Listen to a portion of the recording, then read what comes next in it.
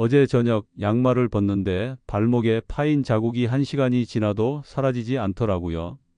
아침에 소변 보실 때 거품이 마치 맥주 거품처럼 뽀글뽀글 올라와서 30초가 지나도 그대로 떠 있지 않으신가요?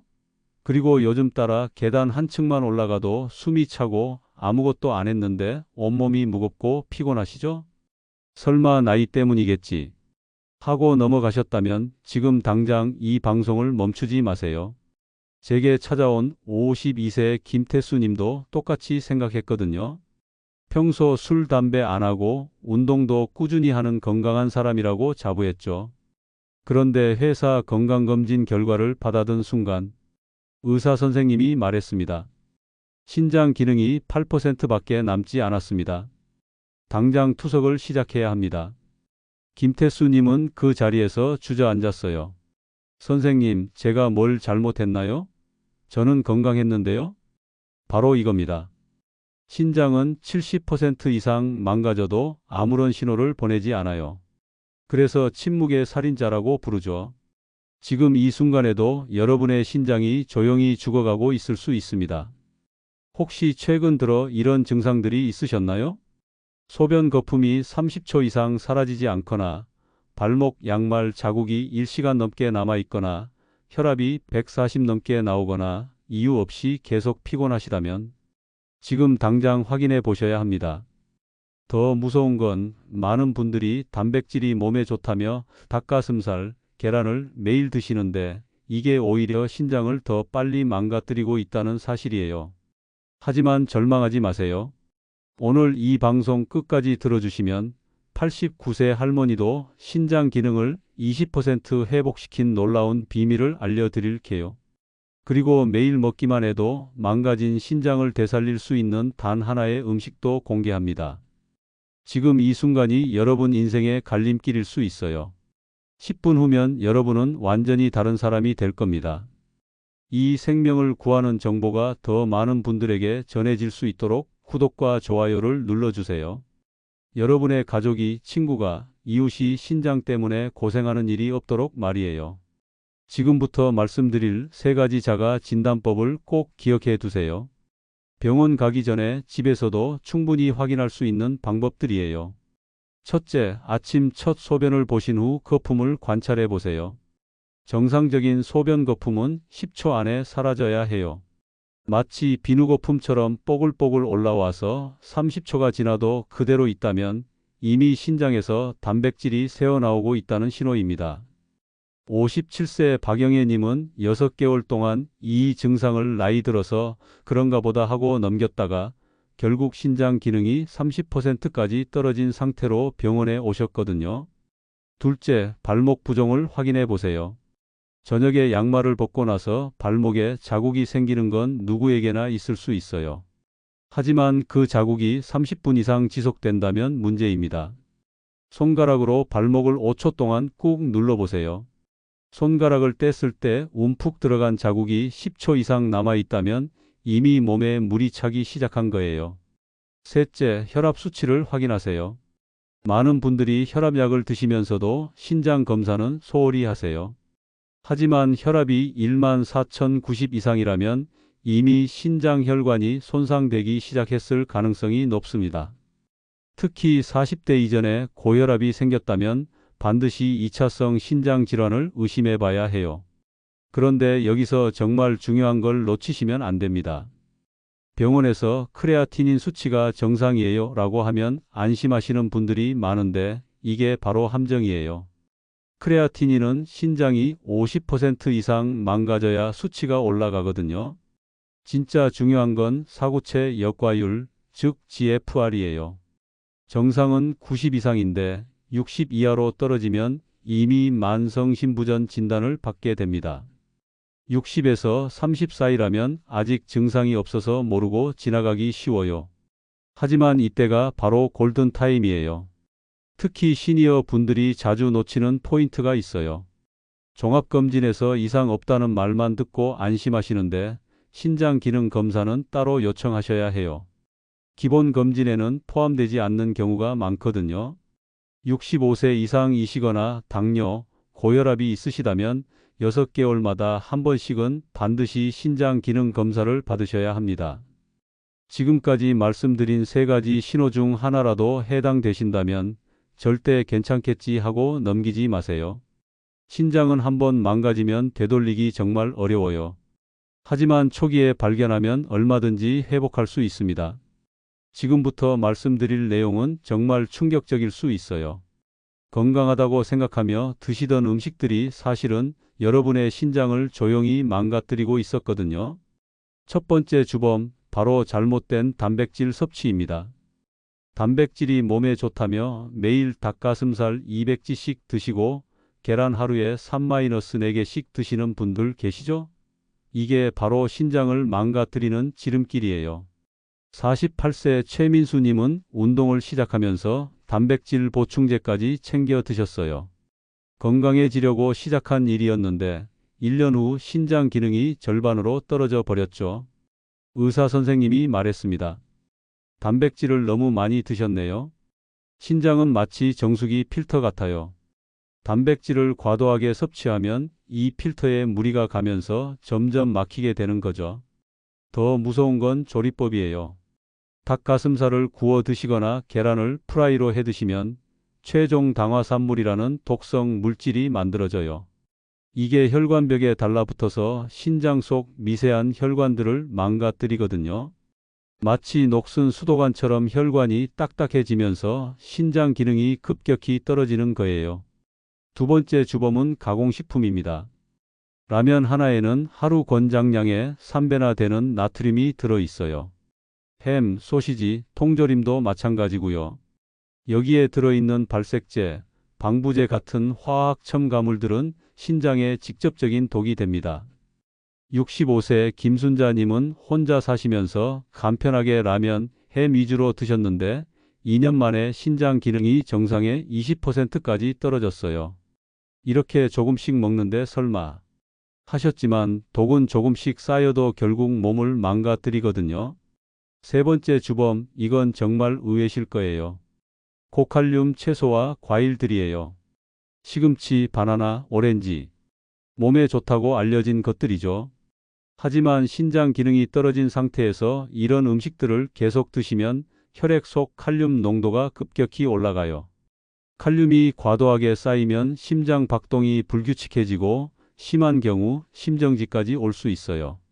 실제로 응급실에 실려오는 신장 환자분들 중에는 몸에 좋다는 바나나를 매일 먹었다는 분들이 꽤 많거든요. 마지막 주범은 약물입니다. 소염 진통제를 자주 드시는 분들, 특히 관절이 아프다고 매일 드시는 분들 계시죠?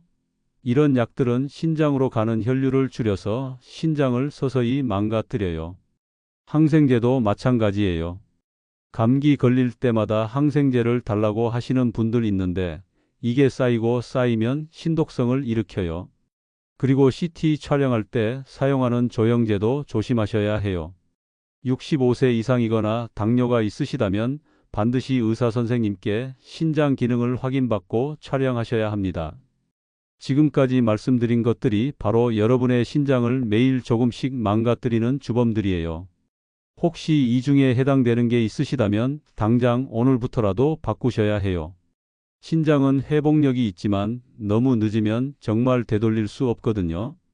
그렇다면 신장을 살리려면 도대체 뭘 어떻게 먹어야 할까요? 지금부터 말씀드릴 원칙들만 지켜도 망가져가던 신장이 다시 살아날 수 있어요. 첫 번째 원칙, 저염식입니다. 하루 소금 섭취량을 5지 이하로 줄이셔야 해요. 된장국 한 그릇에도 소금이 3-4지 들어있거든요. 그러니까 된장국 한 그릇보다도 적게 드셔야 한다는 뜻이에요. 그럼 뭘 먹고 살라는 거야? 하실 텐데 방법이 있어요. 소금 대신 레몬즙이나 식초를 사용해 보세요. 신맛이 짠맛을 대신해줘서 훨씬 맛있게 드실 수 있어요. 72세 이수님님은 이 방법으로 3개월 만에 혈압이 20 이상 떨어지고 부종도 완전히 사라졌거든요. 두 번째 원칙, 적정 단백질입니다. 체중 1kg당 0.60, 8지만 드시면 돼요. 70kg이시라면 하루에 4256g 정도죠. 이게 어느 정도냐면 탁구공 크기의 살코기가 약 20지 정도예요. 하루 2-3개 정도만 드시면 충분하다는 뜻이에요. 그럼 부족하지 않을까요? 걱정하실 텐데 오히려 이게 적당한 양이에요. 신장이 건강한 젊은 사람도 이 정도면 충분하거든요. 세 번째 원칙, 이게 정말 중요해요. 조리법입니다. 앞으로는 무조건 삶아서 드세요. 굽거나 볶거나 튀기는 건 절대 금물이에요. 삶으면 독성 물질의 90%가 제거돼요. 그런데 여기서 중요한 건 삶은 물은 반드시 버리셔야 해요.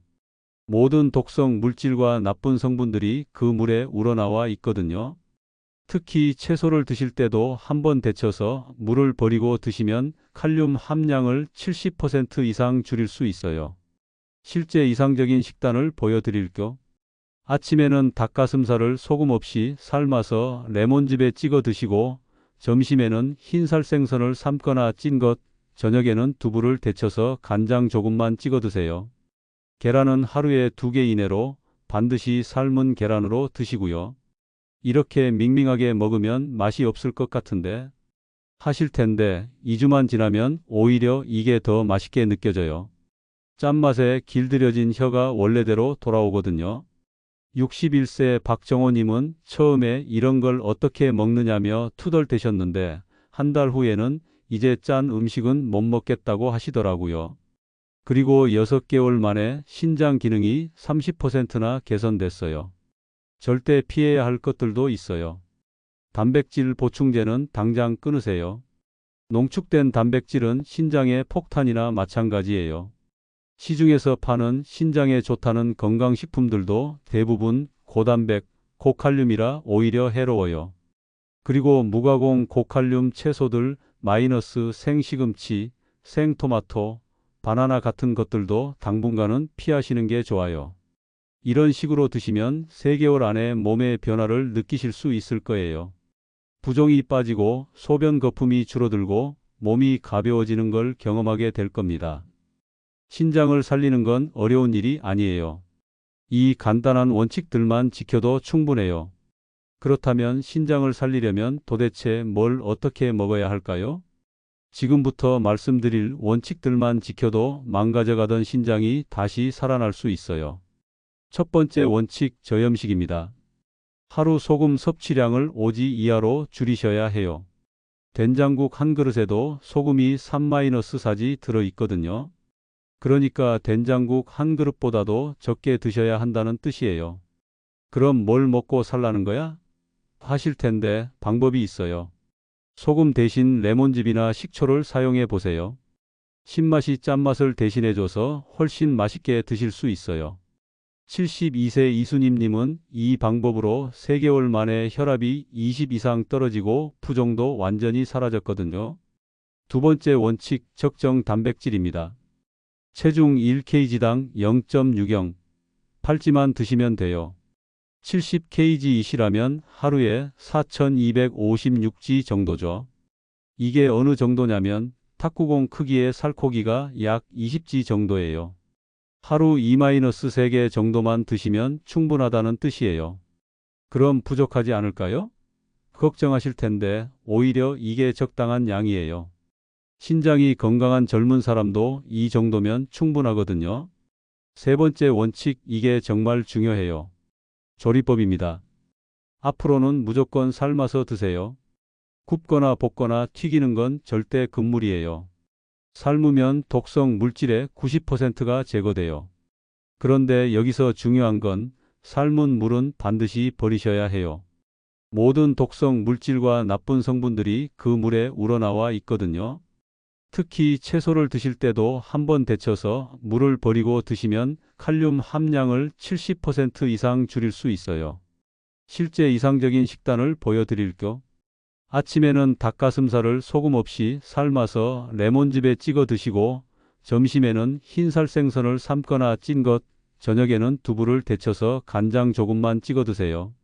계란은 하루에 2개 이내로 반드시 삶은 계란으로 드시고요. 이렇게 밍밍하게 먹으면 맛이 없을 것 같은데 하실 텐데 2주만 지나면 오히려 이게 더 맛있게 느껴져요. 짠맛에 길들여진 혀가 원래대로 돌아오거든요. 61세 박정호님은 처음에 이런 걸 어떻게 먹느냐며 투덜대셨는데 한 달 후에는 이제 짠 음식은 못 먹겠다고 하시더라고요. 그리고 6개월 만에 신장 기능이 30%나 개선됐어요. 절대 피해야 할 것들도 있어요.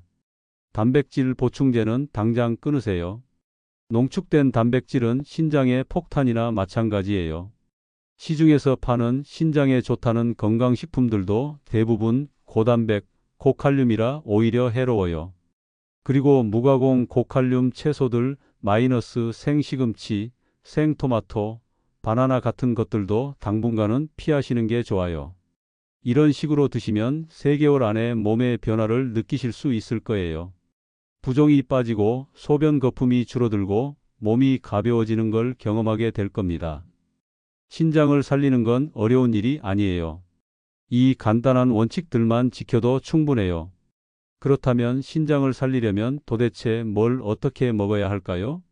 지금부터 말씀드릴 원칙들만 지켜도 망가져가던 신장이 다시 살아날 수 있어요. 첫 번째 원칙, 저염식입니다. 하루 소금 섭취량을 5지 이하로 줄이셔야 해요. 된장국 한 그릇에도 소금이 3-4지 들어있거든요. 그러니까 된장국 한 그릇보다도 적게 드셔야 한다는 뜻이에요. 그럼 뭘 먹고 살라는 거야? 하실 텐데 방법이 있어요. 소금 대신 레몬즙이나 식초를 사용해 보세요. 신맛이 짠맛을 대신해줘서 훨씬 맛있게 드실 수 있어요. 72세 이수님님은 이 방법으로 3개월 만에 혈압이 20 이상 떨어지고 부종도 완전히 사라졌거든요. 두 번째 원칙, 적정 단백질입니다. 체중 1kg당 0.6영, 팔찌만 드시면 돼요. 70kg이시라면 하루에 4256지 정도죠. 이게 어느 정도냐면 탁구공 크기의 살코기가 약 20지 정도예요.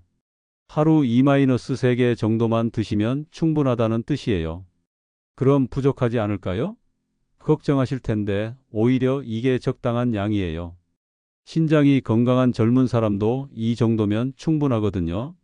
세 번째 원칙, 이게 정말 중요해요. 조리법입니다. 앞으로는 무조건 삶아서 드세요. 굽거나 볶거나 튀기는 건 절대 금물이에요. 삶으면 독성 물질의 90%가 제거돼요. 그런데 여기서 중요한 건 삶은 물은 반드시 버리셔야 해요. 모든 독성 물질과 나쁜 성분들이 그 물에 우러나와 있거든요. 특히 채소를 드실 때도 한번 데쳐서 물을 버리고 드시면 칼륨 함량을 70% 이상 줄일 수 있어요. 실제 이상적인 식단을 보여드릴게요.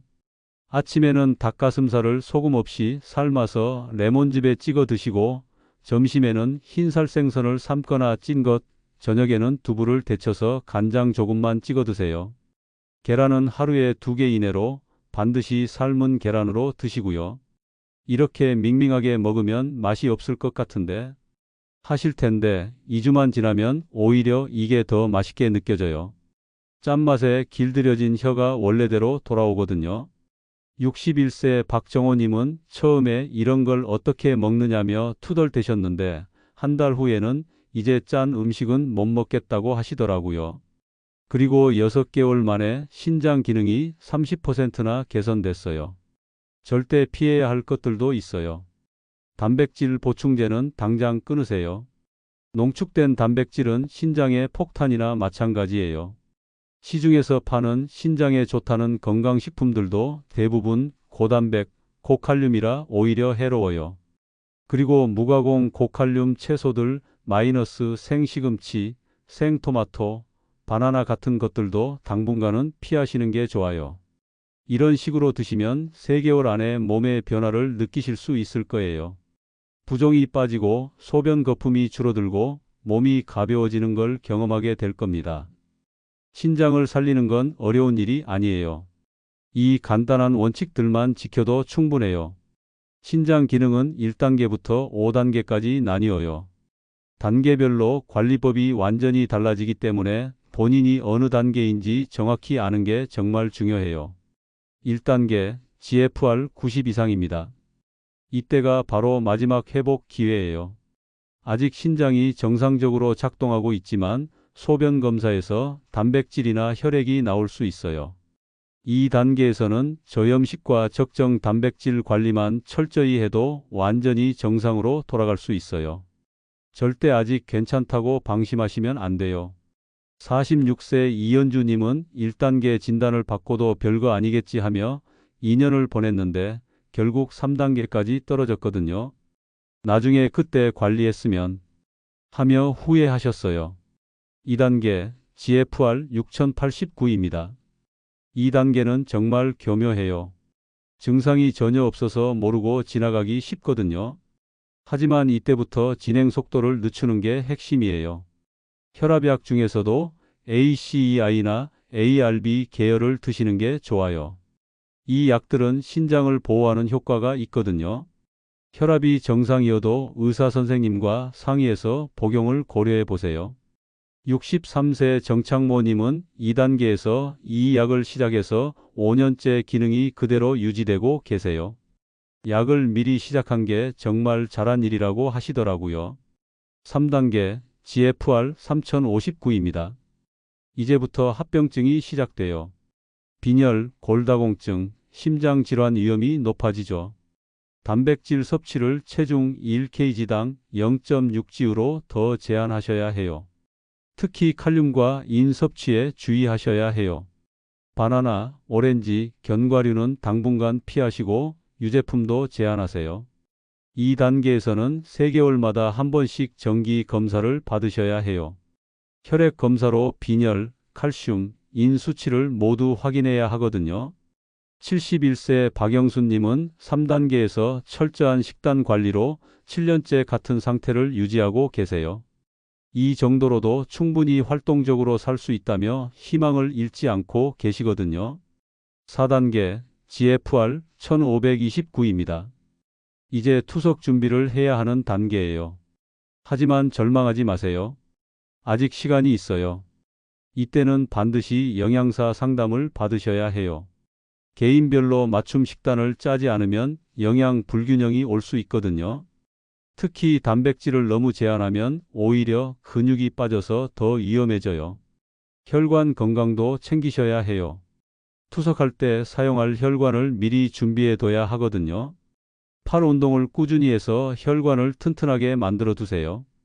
68세 김철수님은 4단계에서 2년을 버티시다가 결국 투석을 시작하셨는데 미리 준비를 잘해둬서 투석도 별로 힘들지 않다고 하세요. 5단계 GFR 15 미만입니다. 투석이나 이식을 해야 하는 단계예요. 하지만 이것도 끝이 아니에요. 투석을 하면서도 얼마든지 정상적인 생활을 할 수 있거든요. 실제로 투석 중인 분들 중에도 직장 생활 하시는 분들, 여행 다니시는 분들 많아요. 기술이 많이 발달해서 주 3회 4시간씩만 하면 되거든요. 가장 중요한 건 마음가짐이에요. 내 인생 끝났다고 생각하지 마시고 이제 새로운 방식으로 살아가는 거다 생각하세요. 그런데 정말 놀라운 사례가 있어요. 73세 조순래님은 투석 직전까지 갔는데 생활 습관을 완전히 바꾸고 6개월을 버티셨어요. 그랬더니 신장 기능이 조금씩 회복되기 시작한 거예요.